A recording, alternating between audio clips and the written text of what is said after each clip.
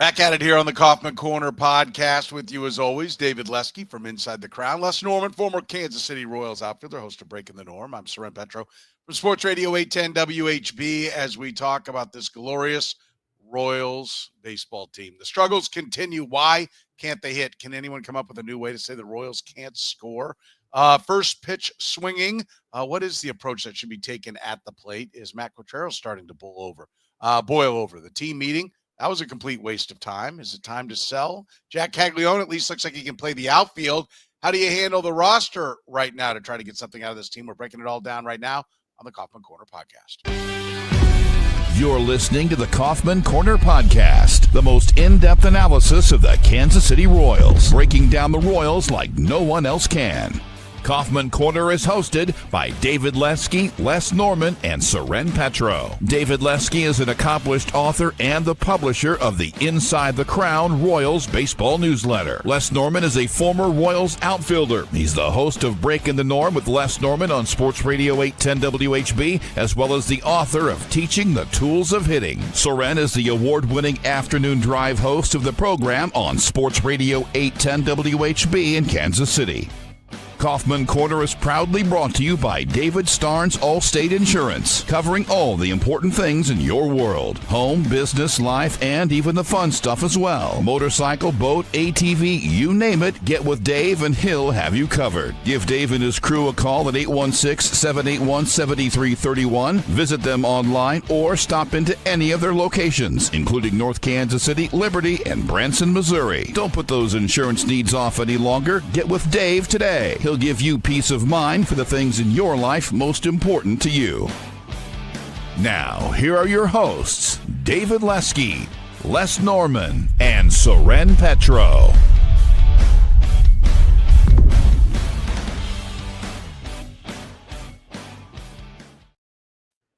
Thank you very much, Curtis. Off and running here on the Kaufman Corner podcast. And, they don't hit. I mean, like we were talking about, what are we going to discuss? It's like rinse and repeat. We keep coming back. We keep saying the same thing. I hate to dive right in and say, let's fire somebody. But David, I think at some point the organization's got to be coming to the same conclusion we kind of come to. And anyone who covers this baseball team comes to. The pitching was maybe not as red hot as it was earlier, but it's still very good. And even taking on water, even with dealing injuries, they just don't hit the baseball, and they don't seem to have a plan, and it seems to be getting worse. What can you say now? There's nothing to say. I mean, we, like you said, we talked about it last night. What do we talk about? The same thing every single week. Last week was nice because they were hitting. They hit a little bit the two games before we talked, so there was at least some power to talk about. But yeah, I mean, at some point, and look, I don't want anybody to lose their job. I've gotten laid off before. It's just a little different, but I don't want that. But the results are the results, and at some point, even if it's not the coach's fault, even if all three hitting coaches are doing everything right and it's 100% on the players, you have to make a change. You've got to try something. And one thing that I keep coming back to is hitters struggle. It happens. Every great hitters go through slumps. Aaron Judge was hitting like 186 with a 270 slug in April last year. That might not be right, but something like that. The problem with the Royals is they don't get out of their slumps. And that to me is on the coaching staff. That's where the coaching staff is not to blame. I mean, that's where some of the blame will sit with them, because their job is to get them out of the slumps, and they're not doing it. And it takes forever. I mean, Bobby Witt seems like he's out of his slump. It took a month. Bobby Witt should not slump for a month. I know I just said Aaron Judge slumped for a month, so maybe I'm contradicting myself. But guys like that, they shouldn't have these prolonged struggles, and it's too much. This is I'm not even saying they should be fired. Reassign them. Do something else. Alex Zumwalt was a really great piece of the organization before he became hitting coach. Like he there's a lot of value he provides that isn't as a hitting coach. There are places to put these people, and they have to make a change. You can't keep doing the same thing and not do something and not try something different.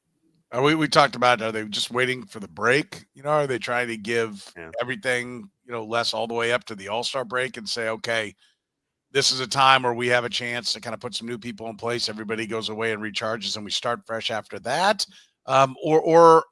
This is the organization, albeit with a different, man in charge, but that went year after year after year with Cal Eldred, and nothing was getting better with Cal Eldred.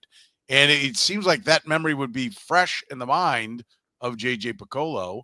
Maybe not so much Matt Quatraro, but it's a big part of the reason why Matt Quatraro is here. Like, what do you think the mindset is of the organization right now? Well, I think it would be a mistake to wait until the All-Star break, because I think you need to give the hitters time to adjust to something new, because then it's just the same thing over and over again. Look, way back when this trend started with, let's have 2 hitting coaches, let's have 3 hitting coaches. I think the Royals have Zumwalt, Keone Duren, and I think Joe Dillon is a part of it as well. I played with Joe Dillon, great guy, he was a good hitter. But my goodness, after some time, sometimes too much is too much, and you just need a change. I mean, I've had kids that I serve at church and student ministry talk about different leaders. Like, it's just, maybe we just need a change. Great guy, great leader, but we just need a change. I mean, when students can start to see that, big league hitters can start to see that. I wrote this down. I'm gonna throw my stat nerd hat on now. In the last, I think it's 2 weeks. I'll just read these stats on 6 players. Okay. This is a combined batting average of these 6 players. And this is going to be to David's point, of 185, 46 for 249 in the last couple of weeks. Witt, even though he has come out of it, 235, Salvi, 229, Vinny, 196, India, 174, Waters, 154, and Kyle Isbell, your everyday number 9 hitter, your second leadoff hitter, 063. 2 for 32. Now, I think that actually might be 7 games maybe, but regardless of that, the point I'm trying to make is that, right to David's point, if you've got 1 or 2 guys that are struggling and their swing is different, okay, fine, I get it. Get some extra work with one of those 3 hitting coaches, whatever it may be. But when you've got 6 guys that are playing every day, that's 67% of your lineup are hitting 235 or below over an extended stretch, then I think something's wrong, and you have to make a change. And I love the fact, David, that you said reassign him. You don't need to fire him. You can be different than Major League Baseball. Instead of just casting these guys off or throwing all the blame on them, reassign them. They do have value, absolutely, and they have friendships built and trust built. But my gosh, I mean, it just keeps going on. And the one thing that fans have gotten used to in Kansas City is this up and down, this inconsistency. It frustrates fans. It frustrates us trying to talk about it. And for guys that played, it's confusing to watch. Yeah, I would think all you need to do is look at the Kansas City Chiefs and Andy Reid and see where, or maybe Andy Reid and the Philadelphia Eagles is the better way to put it, because, Andy Reid, when he came to Kansas City, said, I needed a new team and the Eagles needed a new voice. The Eagles have won 2 Super Bowls since his departure. The Chiefs have won 3. Right? It wasn't that the man couldn't coach. It was that situation had grown stale. And, that will probably happen at some point with the Chiefs, right? And maybe not, maybe winning cures everything and you can keep it going. But the lack of success is at some point, I think, gets to where I think the organization has to be careful, because I've always said this, you don't like the service you're getting, you tell the waitress, hey, where's our food? Right? That doesn't get you anywhere. You ask for the manager. That doesn't get anywhere. Get your food fit in. Yeah. It just keeps going up. And as a customer, as a fan, you're like, this is not an entertaining product. Going and watching the Royals not hit at all. You can like a pitcher's duel, but when your team never hits, are you interested in going and buying a ticket to know that your team's just going to maybe grind out a few singles in one inning? I mean, it's almost happenstance when they do score runs. So there's the turnstile that I think will start to speak. But also, I think my point about asking for the manager and then the owner, I think Matt Quatraro does a really good job as a manager. We've talked about that here. I've talked about it on my radio show. If you're not going to give the fans the hitting coach, you're not going to make a change there. They're going to ask for the manager. And do you take what is a guy that you still believe is the right guy to manage this ball club moving forward, and do you run out his time? Do you burn out the time to where Matt Quatraro, it's not that he can't manage, it's just he needs a new team. and this team needs a new voice. I would hate to see you lose people because I think Matt Quatraro's got a great coaching staff.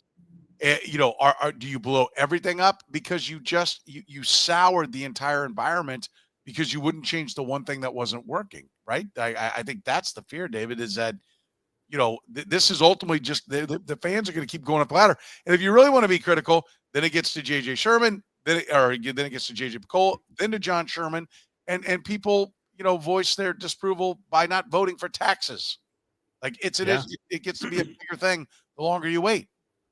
No, you're right. I mean, it's the tumbleweed that just keeps collecting the whole way down, and they need to do something. It's as simple as that. I mean, we can talk about it for an hour and a half and geek out over it, but something has to change here. And 4 games in Texas and San Diego clearly weren't enough to get them back on track.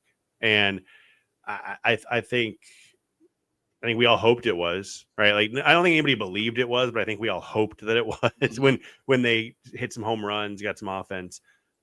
But yeah, you're right that I was at the game last night. It was quiet, except for there was a young girl just like screaming every time the Royals batted, which was adorable because she was like 3, a little bit older. It wouldn't have been adorable, but at that age, it was cute to listen to.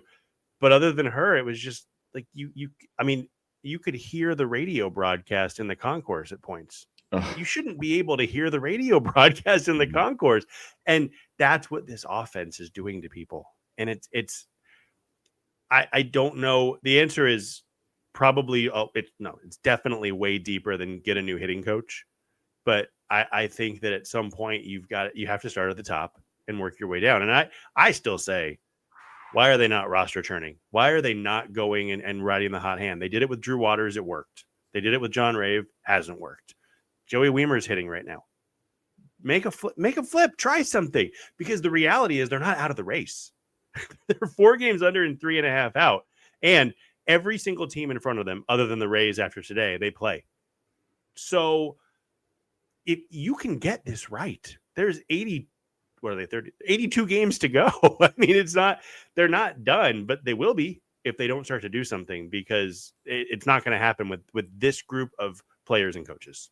Yeah, and I think that's the fear is like last night we were talking about it, and Les, you're like, I'm not even looking at the games back anymore. Like that is part of the joy. Okay, scoreboard watch. Why bother to watch what it is when your team is just plummeting down the standings? Yeah. It sucks the life out of the fans, Les. Yeah, it does. And I can't watch every single game like live. Crazy busy schedule like we all have. Wednesday nights, I'm relying on, just checking, or I have to play it back late at night on Wednesday nights, like last night's game. I was trying to watch it. And, I'm watching Jack's at bats as much as I can, because I want to see him continue to develop. I'm watching his defense. I'm watching highlights, all these different things. But, even as a player, I'm still a fan of this game. And it's the Royals. I know we're going to talk a little bit about this here, kind of a Royals Cubs possibility thing. But, I grew up in Chicago. Even though I was south of the city about 45 minutes, I'm a Cub fan. And so I watch the Cubs all the time. I watch Pete Crow Armstrong and Suzuki and Tucker and the great year the Cubs are having. And, I still watch Aaron Judge's at bats and still watch the Dodgers. I can't wait for the Dodgers to come in town this weekend. I'm going to go 2 out of the 3 nights. It's exciting for me. And so I don't want this to be or come across like, I'm biting the hand that feeds me, because, again, a 6-foot, 175-pound kid had a big league dream, and the Royals gave me that. And it's incredible. And what a lifelong dream that I got to fulfill. But I'm talking as a fan that also understands the game a little bit. It's frustrating to watch, and it pulls me away on the offensive side. I'm going into highlight mode versus just being able to watch it. And all the concentration comes in watching these hitters, being completely flabbergasted by the fact that we don't have a single extra base hit with the bases loaded this entire season. I mean, am I right there? Did I miss something the last couple of games? No. I mean, not one. Well, they haven't had the bases loaded, so you haven't had to worry about missing something. Absolutely. Here's just a quick stat, and then I'll let you guys go into the next point. On a 3-1, how many at bats do you think Sal Perez has had this year? According to me, looking it up this morning on the Royals website, how many at bats has Sal Perez had this entire season with a 3-1 count? Oh, 2. Exactly right. I was gonna say 3. Sorry. Okay. Exactly right. 2. And you know what? He's 2 for 2. But what does that really point to? If you're 2 for 2 on 3-1 counts, how are you not only 2 at bats when you're an everyday player? You're pushing 300 ABs here, and you have 2 at bats in a 3-1 count. And we can go down swing and miss rate and chase rate and all those things. But again, 2 at bats out of almost 300 or maybe 300 at bats or whatever it may be. I didn't look at that part of it. But I just pulled it up. It's actually 8 plate appearances because he didn't finish the at bat on 3-1 6 times. Gotcha. But yeah, Okay, gotcha. It's still 8 out of. Well, he actually made contact 2. Yeah. Yeah. He walked 1, made contact on 2. Yeah. Gotcha. And I think, listen, I think there's, we're going to talk more about how to approach things and getting into the, better counts. I think there are a couple things, Todd said here, the team is winning, went to the playoffs last year, and a vote on a tax didn't pass. This isn't helping, right? To his point. But it also didn't pass before they were winning. It was like the day 3 of this. They were 0-2. It was early. Happened, yeah, that's a good point. So, yeah, that's a good point. So they didn't get to see it, flex their muscles on what the season was. And then I hate to always go back to the name Kevin Seitzer. Tyler says no Kevin Seitzer. Meanwhile, Cal Rayleigh is going to hit 60 home runs with him on the staff. I think they could have used his help this year. And I listened to Sam McDowell pointed out, I guess AJ Pierzynski went on some diatribe about how it's not Kevin Seitzer. Pierzynski's, for some reason, got it in for Kevin Seitzer for some reason. To your point, the part of what I think makes Kevin Seitzer good is if there's someone who doesn't need the help, he's not all over him, right? Like, he gets out of the way. I don't know what he's doing. I don't know if he's sprinkling fairy dust. I don't know if he's not doing anything. I don't know if he's calling in sick every day. I know they're hitting, and they weren't hitting last year, and they haven't been hitting for years in Seattle, and they're hitting now, and he's there. I don't know how that can be a coincidence. Is it just the change of scenery, though? This is first year in. Is it just somebody different? Yeah, absolutely. Well, and to be fair, too, they also they brought in Edgar Martinez, and when they fired Scott Sturt, don't remember when it was. They brought in Dan Wilson and Edgar Martinez, and Martinez is still there. They started hitting at the end of the year too, so not to pull away from Seitzer, but again, they changed the voice. Yeah, and here's the thing, Alex Zumwalt, I'm not bashing him. I like him as a person. I think that he's done some really good things organizationally as a hitting coach too. But he could go to, this is the Andy Reid point as well, he could go to a different team and they could have a top 5 offense because of him. It's just not working here. Yeah. And they need something different. They need a different voice. And I don't know who that is, but they need a different voice. Yeah. And I think it would be a mistake. I think it would be a mistake if they do reassign him and then the main hitting guy becomes one of the other 2 guys. If you're going to change it, I agree. They need to. They need to get rid. All 3 need to be somewhere else. Yes. Yeah. And we'll see if they end up doing it. We'll talk about the at bats after you hear from our friends at David Starnes Allstate Insurance. David Starnes Allstate Insurance, serving the Kansas City area and all throughout the Midwest. With David Starnes Allstate, it's not just about fender benders. Beyond traditional safeguards, enjoy perks like roadside assistance for unexpected breakdowns, transportation expense coverage when your car is in the shop, auto replacement protection to keep you on the road in style, and much more. You can give Dave and his crew a call at 816-781-7331. Visit them online or stop into any of their locations, including North Kansas City, Liberty, and Branson, Missouri. David Starnes, Allstate Insurance. Green Light Dispensary, voted Kansas City's best dispensary and your go-to for quick, convenient service. With 4 locations across the Kansas City area, we're never far away. Our drive-through and express windows make it easy to get in, get out, and get on with your day. Our award-winning service is powered by a team of experts dedicated to making your experience seamless and enjoyable. It's no wonder we've been voted the best. Convenient locations, fast service, knowledgeable staff. That's the Green Light difference. Visit us today. All right, let's talk a little bit about how they're going about the at-bats. The first pitch has become a big popular discussion with them. They take a ton of them, right? They don't seem to have a plan. They swing at everything else. They swing at every other pitch. But the first one they take, which feels to me like somebody is simply saying to them, take more pitches, take more pitches. So they go up there and decide, okay, I'm going to see the first pitch, right? Like swing decisions is supposedly, I had Sam McDowell, who was, kind of defending, I'll say, Alex Umwald, that, everybody has their own kind of hitting coach now, right? With your agency, everybody's got their own hitting lab, and they go back, and those are the people that the guys, really work with on their swing. And it's really more about swing decisions. And I don't know how anything, and this was a while ago, so I don't know where Sam would be on it now, but I don't know how anyone could look and say that their swing decisions are good. Like, I mean, I'm not sure what a good swing decision is. To me, it's the one that, hits the ball hard. But what do you see with this at bats and the commonality of them just watching strike one all the time? Yeah, it's frustrating. And again, I'm not picking on Salvi. It just happened to be, as I was going back and forth last night, it happened to be the at bat that I checked on my phone, and he was up and he was just walking up. He took a first pitch right down the middle. 0 count, first pitch right down the middle. So I don't know if he was thinking after that.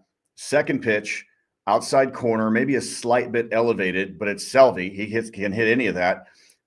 Took it, strike two. And it wasn't like right on the corner. It was like inside the box by like a few inches. So he could have thinking, I was sitting with a friend of mine and we're thinking, okay, they're probably going to throw a curveball in the dirt, slider in the dirt, outside. He's probably going to swing and miss, or they'll back him off the plate and then do it.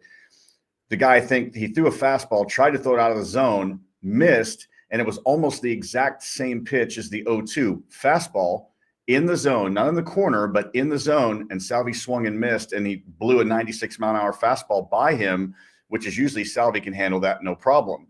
And so I feel like that was kind of a microcosm. I know that, again, not a long big league career, very short, didn't play very much, but even in the minor leagues all through, if you're going to throw me a first pitch fastball right down the middle, that is my best opportunity to square a ball up. Okay. It's my best chance, because if it's an 0-1 count, now the pitcher's got the advantage. He's only got to throw 2 more strikes before he throws 4 more balls.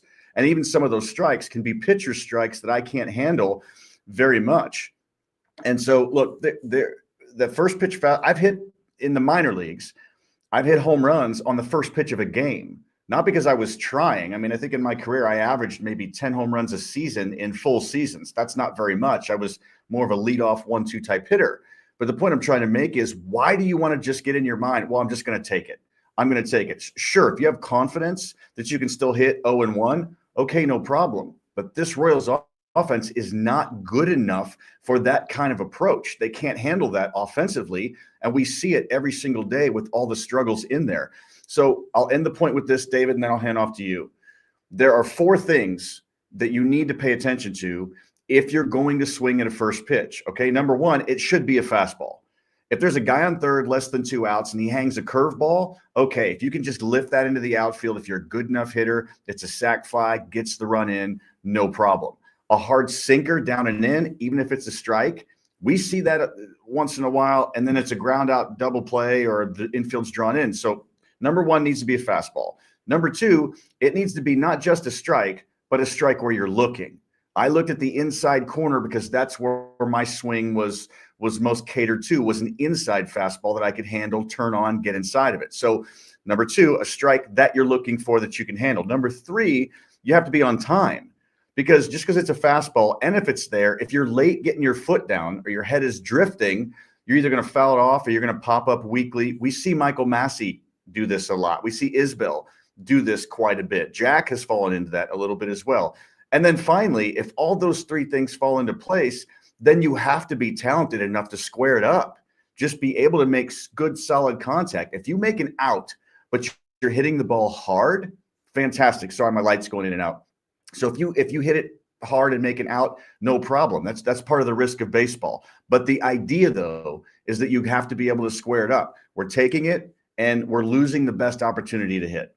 Yeah. What do you see, David, with their approach? Well, I mean, there's 2 things. And I should probably dig into this more maybe after an off day. Those are always the days you can get the stats that are a little bit easier to accumulate. But I wonder a little bit. I think that their approach stinks in general.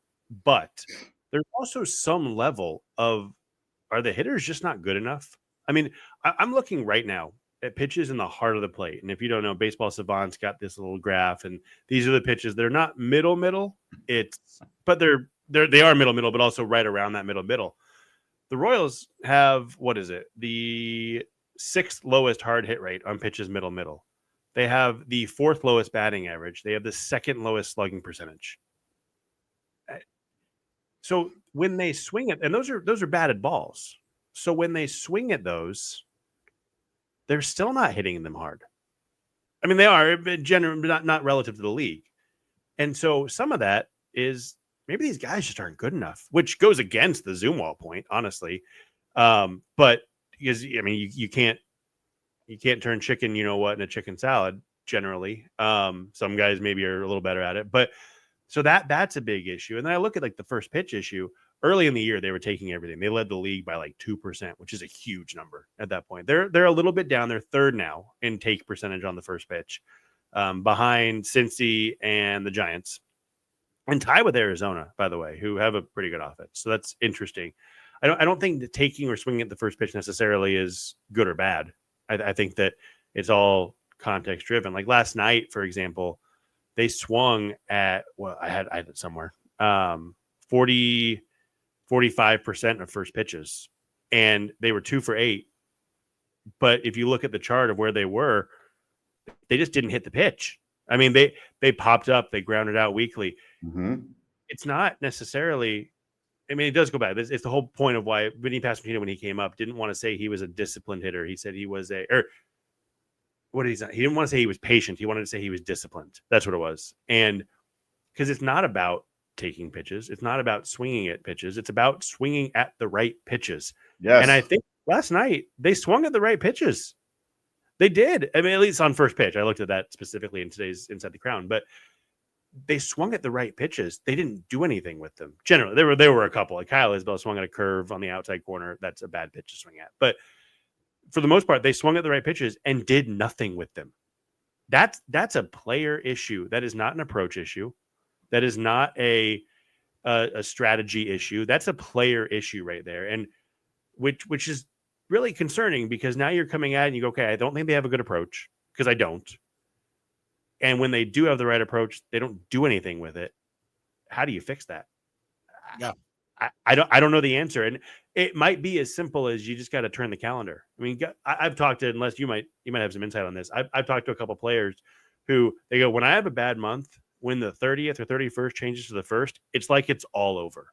And yeah, it's the dumbest mindset thing ever, but it's true.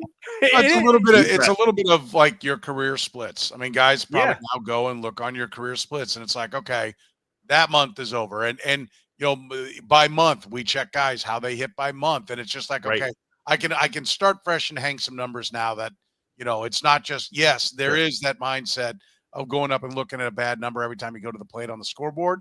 That year-end number is still not going to be what you want, but at least individually you can find some solace in, well, yeah, first 9 days of July, I'm slashing what I want to slash. I mean, right. And it's so dumb that July 1st is different than June 30th, but it is. Yeah. It's, I don't, it's a mental thing. We all have it in different ways, but so maybe it's just as simple as, well, this season is just in the tank offensively because the numbers are what they are and they can't get past it mentally. But yeah, it's really concerning when there's an approach issue and a talent issue, because you can't overcome that. Yeah. And I think isn't that the fear that, if it's not the coaching, then you've got all the wrong players. That's a lot harder to fix. It is. Yeah. But I think I think either one can lift up the other. So if you improve the approach, you're likely going to get more out of the talent. And if you improve the talent, even with a bad approach, you're still going to get more out of it. So It's not dire long-term. It just might be dire for the next 3 months. It is clear, Les, that the team meeting, Al Fitzmaurice's grapevine, winners win and losers meet, seems to have been what happened. Nothing seems to have come of, them having a players only meeting, did it? Yeah. Do you remember what I said in the text thread last week when we were talking about that? I gave you 3 words, all the same word: blah, blah, blah. Yeah. I mean, I get why you do it. I get why it's a players only meeting, but it doesn't always translate. You guys remember the name Gene Mauch, right? Mm-hmm. Okay, so when again, my favorite coach of all time, Bob Boone, he said sarcastically, we were in Anaheim and we're taking batting practice. I'm one of 3 guys who I need extra batting practice. I'm not playing. I need to be able to hit in case they call me to pinch hit once every 3 weeks. And so I get up there and Gene comes to the park and he's sitting there watching BP. And I can't get a feel. My timing is off. I'm drifting. So I don't have any power behind my swing. My bat's dragging. I'm just lifting instead of driving. And after my BP round's over, I go sit in the dugout. I'm frustrated. And Gene Mott looks at me and says, "You're a blankety blank big league hitter and you can't hit a ball out of this park in batting practice? Are you kidding me? They're paying you to hit and you can't even do this in batting practice? That's why you're not playing." It's like, wow. And he was absolutely right. I hated it at the time. I hated to hear it, but he was absolutely right. I couldn't even do it in batting practice. Now, we didn't necessarily have the hitting coach at the time that was able to help us. He wasn't a technical guy. And so who was it at that time? It was Greg Luzinski that year. Okay. Yeah. And I love Bull. He was great. He was funny, but he was more of a power hitters type or guys that could hit high average. He wasn't exactly the rookie coach that he didn't pick it apart technically, but I loved Bull. He was great, but we didn't have the technology like we do right now and the many hitting coaches and the splits and the stats and all that. But he was right. I was a big league hitter who was hitting the ball very softly. The difference is I would have fit into this lineup very nicely. Yeah. I will throw you one there since you brought up Gene Mauch. My favorite coach, he said sarcastically, one of the first coaches I covered was Gene Mauch, was the Bob Boone. First time I walked into the clubhouse was Gene Mauch, and what a treat he was. He was just Get a off peach. my lawn. He was a peach for all of us, no matter what you had to do there. So I've got your back on that. Thank you, buddy. We'll take a quick break and come back, talk about if it's time to sell, talk about Jack Caglianone at least playing well in the outfield. Matt Quatraro, is he boiling over? We're doing that next year on the Kaufman Podcast. Northland Injury Law, Kansas City's Google 5-star rated personal injury lawyers, serving KC for more than 40 years, voted Kansas City's #1 accident lawyers, helping people with serious injuries from car accidents, work accidents, falls, and other personal injuries. Northland Injury Law doesn't get paid unless they get money for their client. Don't wait, get compensated now. If you have a case, text HURT to 22222. That's HURT to 22222, or call 816-400-HURT. That's 816-400-4878. The choice of a lawyer is an important one and should not be based solely upon advertisements. Gann Asphalt and Concrete, proudly serving the greater Kansas City area. Nationally recognized full-service paving and pavement maintenance contractor. Locally owned and making parking lot problems disappear in Kansas City since 1994. Let Gann educate you about the most cost-effective way to solve your parking lot problems. With free consultations, no commissions, in-house crews, and every project comes with a written warranty, Gann Asphalt keeps your parking lot safer and helps you and your business avoid unnecessary delays and costly expenses. Find Gann online at GannAsphalt.com or call 816-484-3338. Gann Asphalt and Concrete, one contractor, all things parking lot. David, are we watching Matt Quatraro maybe start to, for the first time, lose his cool, start to boil over? He was short last night. I don't know if you guys heard it, but there were a lot of very quick, quippy answers. And I think Matt Quatraro is great in the post-game press conference because he provides an honest answer. And if he doesn't know the answer, he'll say, "I don't know, but I'll find out." And then he'll know by the next day. I haven't seen it yet. From my angle, I didn't see that. Last night they didn't swing well enough. And to me, to be honest, it sounded like a defense of the coaching staff and putting it on the players, which, to be fair, the players do play.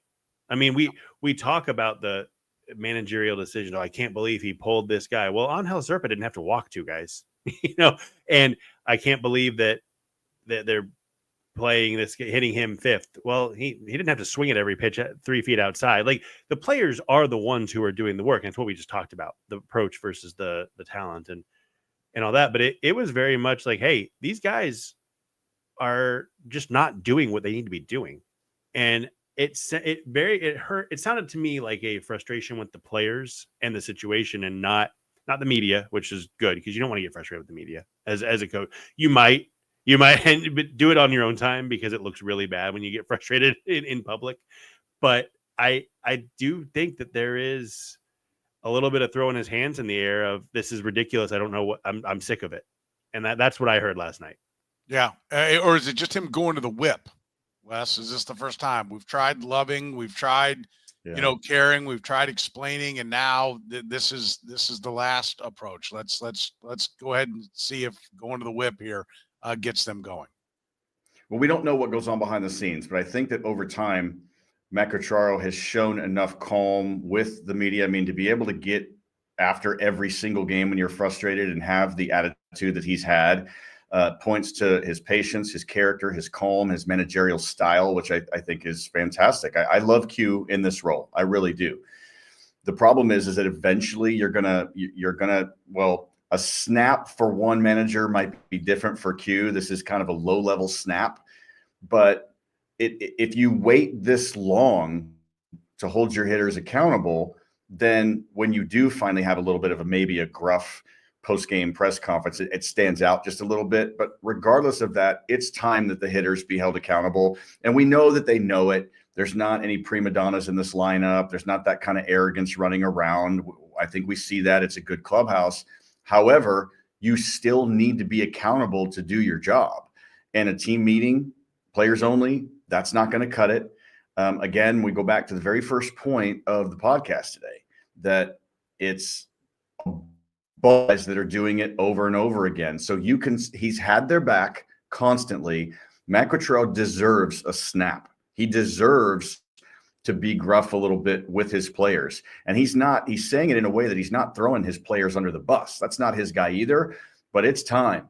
He deserves this opportunity to hold them accountable publicly, because we're the public that has to go out and watch this every day, and we're supposed to cheer for him. The three of us are supposed to talk about it all the time, and the offense isn't giving us the fuel. So he absolutely deserves to go off a little bit. And if I'm him, I would do the same thing. Yeah. I mean, I don't see Matt Quatraro as the problem. And, he does, part of the job of manager is to take arrows, but like the job of the players is to play. Yeah. I mean, if they're not playing well, at some point that's got to be the focus, right? Like, and again, I'll just come back around to what I said. If you're not going to change the hitting coach, they're all going to start calling for the manager. And so if you believe in this manager, at some point you got to decide, am I going to sacrifice the manager for the hitting coach? Because if you pull the trigger on the hitting coach, you're saying it wasn't the manager's fault, in addition to saying it was the hitting coach's fault. And we've all, are you at a point now that you just have to make a change? If not him, then who? I love that phrase. And you need to have that answer. And David's even said, well, I'm not sure who I'd replace him with. And I get it. And maybe that's the answer. And maybe there is no one. And so you got to live with it all the way to the end of the year. And then at the end of the year, changes will come. But after that, you are officially in Cal Eldred territory. And after that, you run the risk of sacrificing your manager. So I think you've got to decide who you want to be in this organization moving forward. We have seen positivity. Jack Caglianone can play the outfield. That's that. I mean, his foot speed, Randy went over his foot speed. The ground he covers is not great, Les, but do you like what you see as far as, he's certainly the robbing the home run? I said, maybe the sun shining on a dog's ass, but then when he goes and makes another diving play, he's showing the athleticism. When he did rob the home run, it was a straight route. It wasn't a banana route. He high pointed the ball. He knew where the wall was without looking. I mean, there were a lot of things that you don't teach, it seemed like to me, to make you think that, well, whatever his speed is, he's going to be as good outfielder as he can be with that speed. With his work ethic and Rusty Kuntz leading the charge on teaching him outfield, he's going to be a good outfielder. He really is. And in the athleticism to be able to do what he did by going over the wall. I mean, anybody can have a good game and time it right and jump over a wall, but technically he did everything right. And I'm glad you noticed that, because he did take a really good route to that ball and made the diving catch last night and all that. You don't have to have great foot speed to to be a great outfielder. I mean, I had great foot speed. I had great sprint speed. I mean, I think the major league average when I did was around 4, and I got down to the first in like a 3.87. So I could run. I was a punt and kick returner in college and high school for football. So I could run, but that doesn't necessarily make you that great outfielder. Jack is learning technically how to do it, but he's got long legs and he gets good jumps. And so he's out there working on early work all the time with Rusty, learning on the ball right at you. You freeze and turn one way, wait to see where the ball's going to do. And so you can make up for ground that you cover if you get a good jump.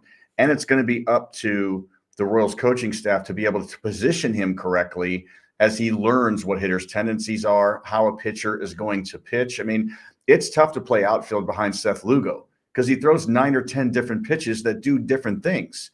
And so if you've got a guy up to bat that hooks everything, so you're thinking, okay, he might pull one, but what if you've got a guy that throws 100 miles an hour on the outside corner? He may not. So you run a risk of moving over toward right center, but then he does hook one. So there's a lot going on. He's turning into a good outfielder. He's making up for the things that he lacks until he learns it. He's going to be fun to watch for me.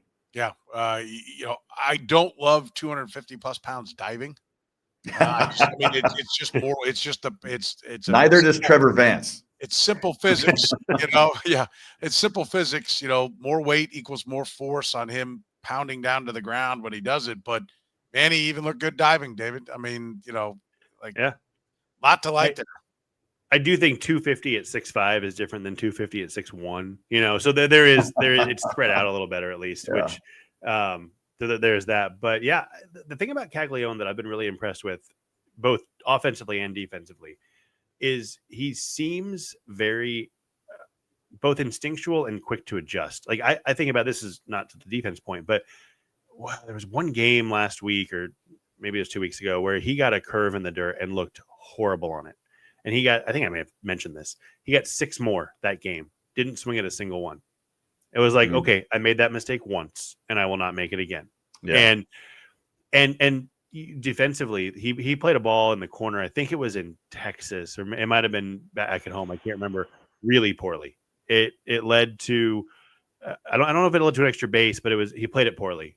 And then he got 2 or 3 more balls in Texas in the corner, played them perfectly, and that's a tough corner. And every single time he makes a little mistake, you think, okay, he's going to do better the next time. And then he dropped that ball in Texas, which I think was somewhat light related with the dome and all that. And he had a very similar play last night. He didn't catch it at his hip, caught it at his shoulder. It's like these little things that he learns from one mistake. And I think it's a great trait to have as a human being, but as a baseball player as well. But it also helps that he has really good baseball instincts. And so, yes, to your point, Les, he gets great jumps. The numbers aren't really out there yet on his jumps, but the reason Kyle Isbell is such a good center fielder is because he's not very fast. He's fast. He's not very fast, but he gets such great reads. Caglianone is getting really good reads on balls, and he's able to make, like you said, Soren, too, he makes up for some things because the instincts are so good. And I've talked to a few people who have told me, hey, he would have been a right fielder at Florida if he didn't pitch. They put him at first base to save the arm, and that's what you hear forever. So it's not like right field is foreign to him. It's that he was a pitcher, so they didn't want to put his arm in right field and wear him out. And is it a 10-year solution? I don't know, but is it a 2 or 3 year solution? It kind of looks like it might be. Yeah, I mean, it's at least got the ability to be. Let's talk about, we mentioned the standings. I do have a rule of thumb. If you're closer to the worst team in baseball than you are the best team in baseball, it's time to sell, right? Like it. That's not the case right now. I will point out the Royals are 11.5 games behind the Detroit Tigers, who are the best team. Or I said in baseball, in the league is what I usually mean. They're 11.5 games, obviously, behind the Tigers. That's what they are in the American League Central. Worst team in the American League is the Chicago White Sox. They are right now 12.5 games in front of the White Sox. It's razor close, right? Mm-hmm. It's right there. Is it time to sell? Do you see a path to this team contending? Les, you were the one that said earlier, they're not out of this thing. There are 5 teams that they have to pass, and they're now 3.5 back. It was one thing when it was 4 teams, 5 teams, and they were a half game or 1 game. There's now starting to be a little bit of separation. It's 3.5 and 5 teams to pass. Are they out of it? Yes, I think so. Or And maybe that's not maybe better as because you said earlier, maybe better as should they be looking to sell, preparing to yeah, sell, yeah, and, I agree with you. and I definitely think, ruling out buying, giving future yeah, assets for now. right. I think there's a razor's edge right now. If we're not at the point of completely selling, which I don't think we are very, very close to that point. I think it's just that situation where as you inch closer, you better have a sell mindset and you better be actively seeking it, because if you just all of a sudden think, oh, okay, we need to sell right now because I've seen enough, and then guys aren't available, you're not working with teams. And I know they are. We talked a little bit about that prior to. So yeah, I think it's definitely sell. I'm not in buy mode at all now, just but watching every day, the frustrations in the offense. I'm not in complete sell, but I'm definitely not in buy. So the pendulum is swinging that way, and it's almost to the point where I'm like, okay, it's just time to sell, get some prospects. I got to be honest with you. I hate the word rebuild. Can't stand that word. Drives me crazy because you're in the big leagues. You got to try to win. I know it's not realistic with teams that can't win. The White Sox, definitely, they are in a rebuild. Okay, I understand that. But just do it and don't talk about it. And the Royals just need to start a little bit here selling. And then if they need a little bit more, but they've got to do something. This team is too good talent-wise, even though they haven't shown it offensively. This team is too good talent-wise to just get rid of everything and completely sell. So they got to start doing something to save a season, maybe, but to bolster next year and the year before. They're too good to not contend. I'll just say that. If you don't like rebuild, how about reload? If you're a hunter, Yes, thank your you. shells, There you it got to is. pop out the old ones and put the new ones in. I Yeah. also think, David, and I know you've been hearing some rumblings. I want to get into that, but I also think there's an element. If they did sell, would that take pressure off the young guys? Like, would that be, do they no longer feel the pressure of trying to get a playoff team back to the playoffs and it takes some pressure off them? Could that be the mindset they need to get these young guys going? It seemed to work that way for the Tigers last year. Yeah, that's interesting. I hadn't thought about that. I put it this way today in the newsletter. If the trade deadline was a week from today, they're sellers. The trade deadline's 5 weeks from today. That's not to say that if somebody called with a great deal that you should say, oh, well, hang on, we might be buyers in 4 weeks. So let's hold off. But I think that there's not necessarily a reason to declare one way or another at this point, right at this moment, because again, and it's the longer it goes, the less likely it is. But at 8-14, they were like, oh, this team is a seller. And then they were 24-16 3 weeks later. I don't think they're going to go on that run. That's not me saying that they're about to just get just crazy hot, but they're still, like I've said before, they're still hanging around, and the pitching is good enough to win. The offense needs 3 bats to step up, whether it's new people or people in the lineup. Because I've said this too, India, Witt, Garcia, Pasquantino, Perez, Caglianone, 1 through 6, it's not hard to squint and see that working. It's just not working. And so at some point you've got to say it doesn't work, and that's fine. And that point is soon if it doesn't start to work. But they have a little bit of time. That said, again, if somebody comes to you right now, you got to be realistic. You've got to be realistic and say we're 38-42. We've scored, what is the number? 20 runs in the last 16 home games or something like that. I mean, it is absurd. I can't remember what it was. That's not the number, but it's way closer than it should be. And a lot of those runs are garbage time. And there are 3 runs against the Yankees when it was 6-0. There are 3 runs against the A's when it was 6-1, I think. I mean, it's bad. So you have to be realistic about it. I think they're trending to sellers. And I think if somebody came to you today with a deal that you don't think you can top in 5 weeks, that you do sell today as well. Yeah, the Cole Reagans deal. I mean, the Cole Reagans deal happened on June 30th. Mm-hmm. So, you need to be this is that time. And if you can get your pitch and location, swing, right? Do what your offense. This is a first pitch swing. You're right. Yes, swing at the first fat pitch that's thrown over the plate.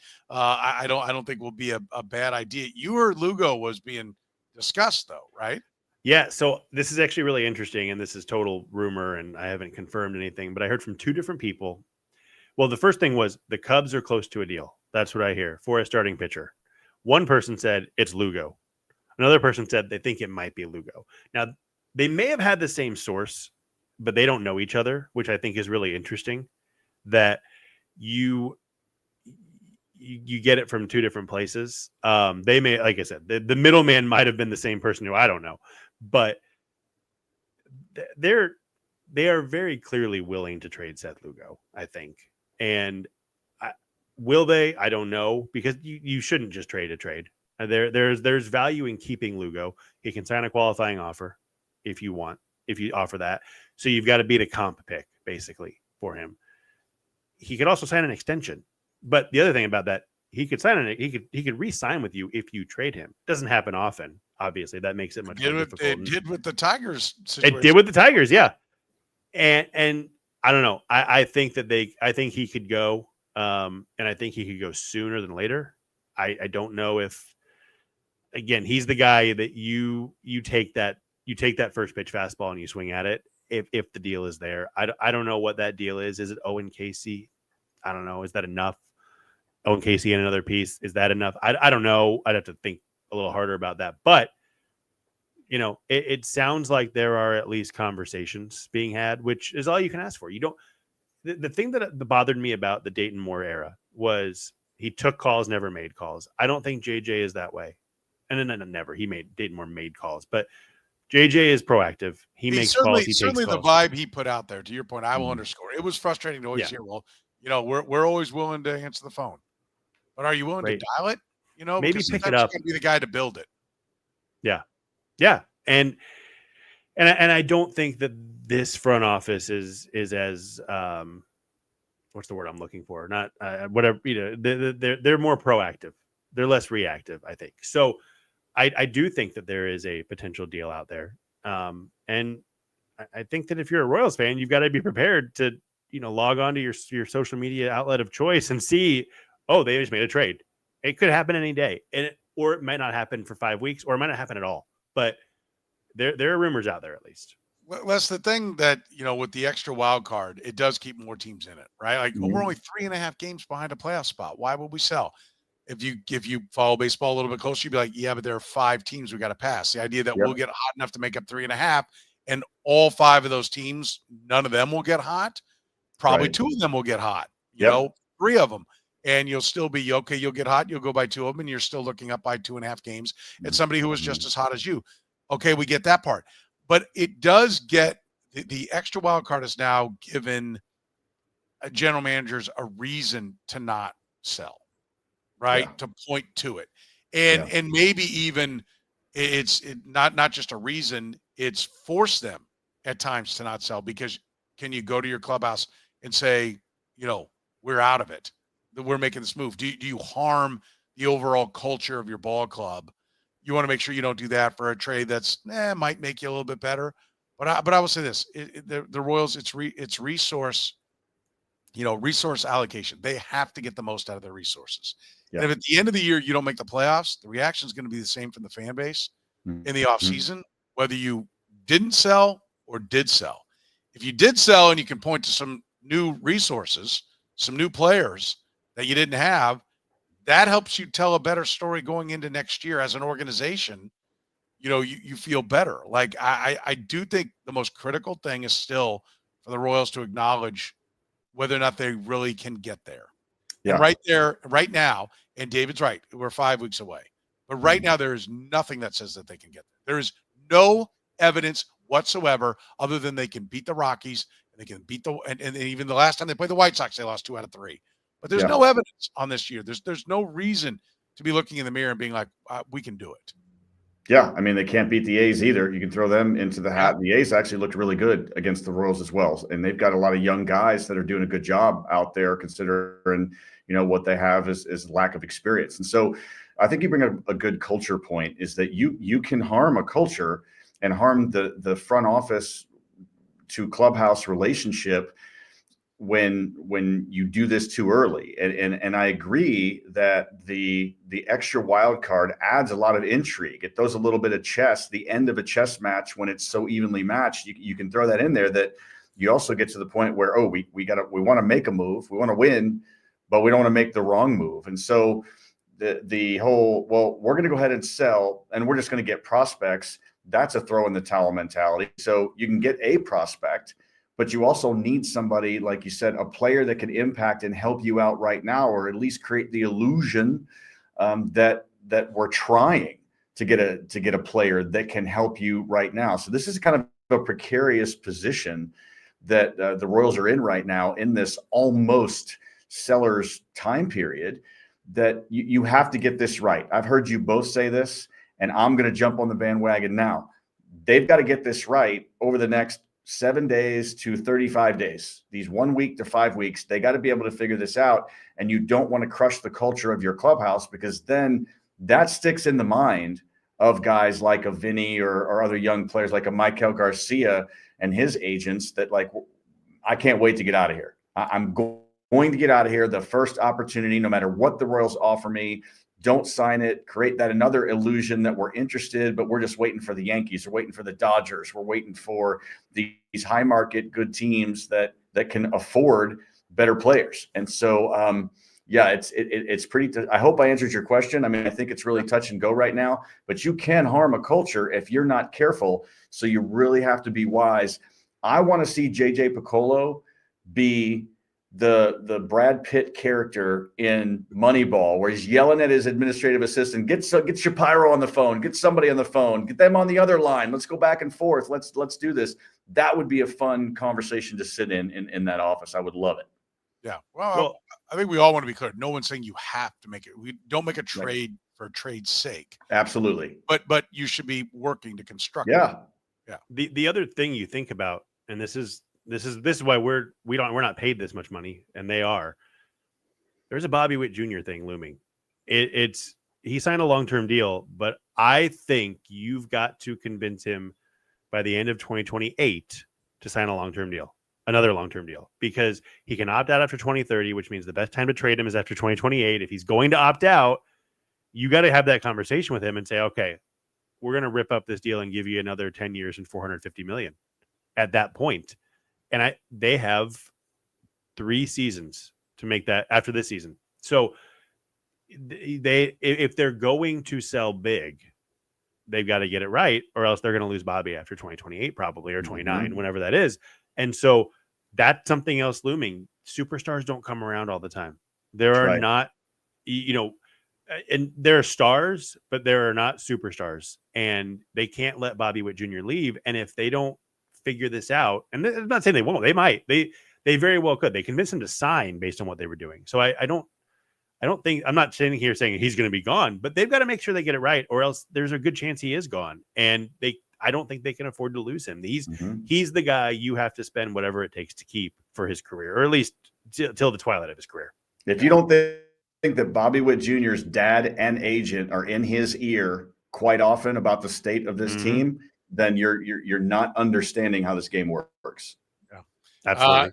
Looking at the numbers, bring it full circle. The Royals have a veteran all-star who hits every year who's not hitting, Salvador Perez.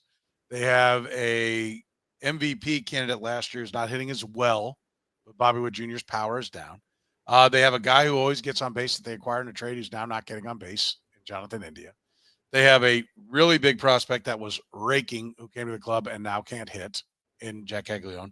All the other young players were hitting in the minor leagues. They've come to the big leagues. They're not hitting. It's just not hard to connect the dots on what is the commonality of this spot. Yeah. And at some point they're going to have to address that. You have to at least try it.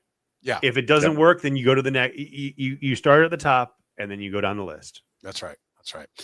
You can support the Kaufman Corner podcast by supporting our great sponsors like David Starnes Allstate Insurance. They're the best. You can give Dave and his crew a call right now for all your insurance needs. 816-781-7331. David Starnes Allstate Insurance. Gann Asphalt and Concrete. For more than 30 years, they've been fixing parking lot problems, any parking lot problems, whether it's building brand new, striping your lot, maybe you've got potholes. You name it, they can fix it. Gann Asphalt and Concrete. One contractor, all things parking lot. Find them online at GannAsphalt.com. Our friends at Northland Injury Law, they're Kansas City's Google 5-star rated personal injury lawyers. Serving KC for more than 40 years and voted Kansas City's #1 accident lawyer. you've been in an accident, text HURT to 22222 or call 816-400-HURT and Green Light Dispensary. With 15 locations in Missouri and more on the way, Green Light is the go-to for all your cannabis needs. Tell them you saw Green Light here on the Kaufman Corner podcast. For Les Norman, former Kansas City Royal, David Lesky from Inside the Crown, I'm Soren Petro saying thank you very much for joining us here on the Kaufman Corner podcast.